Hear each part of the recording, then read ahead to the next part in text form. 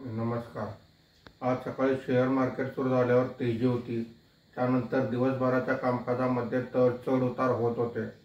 आज market संपताना Sensex 309 पॉईंटने वाढून 77,044 वर बंद झालेला आहे। निफ्टी हा 109 पॉईंटने वाढून 23,437 वर बंद झालेला आहे। आजच्या कामकाजामध्ये BSE oil and gas index 1.78%, BSE bank index 1.45%, BSE energy index 1.25% ने वर आहे। BSE ऑटो इंडेक्स 0.39% ने खाली आहे। BSE मिड कॅप इंडेक्स 0.62% व BSE स्मॉल कॅप इंडेक्स 0.91% ने वर आहे।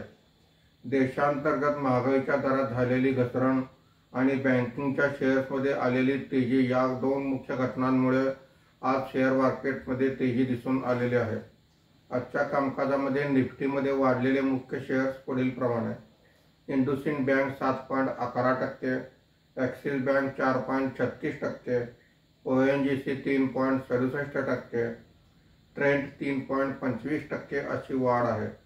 आज निफ्टीमध्ये घसरलेले मुख्य शेअर्स पुढील प्रमाणे: Maruti Suzuki 1.61%, Hindalco 1.25%, Tata Motors 0.99%, Bajaj finance 0.92% अशी घसरण आहे।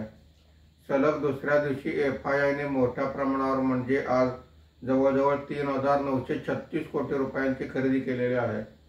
देशीय वित्तीय संस्थांनी 2,513 कोटी रुपयांची विक्री केलेली आहे। आज विप्रो सहित काही कंपन्यांचे क्वार्टरली रिझल्ट आलेले आहेत।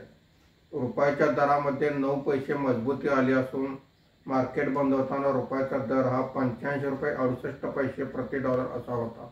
आज सोन्यामध्ये मोठ्या प्रमाणावर तेजी दिसून आलेली आहे। धन्यवाद।